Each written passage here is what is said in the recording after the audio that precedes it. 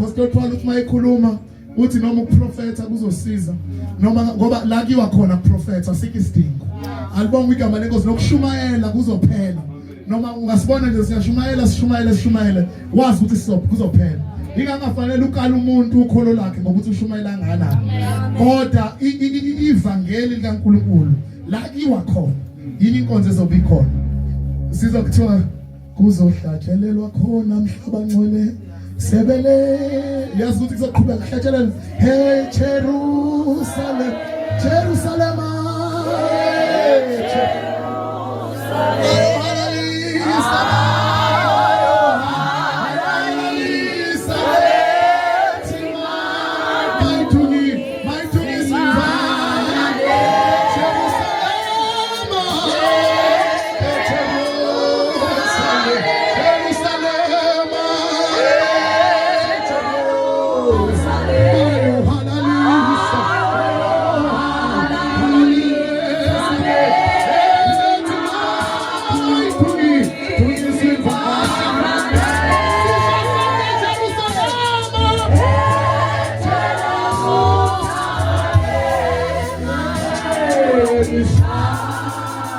Shout hallelujah.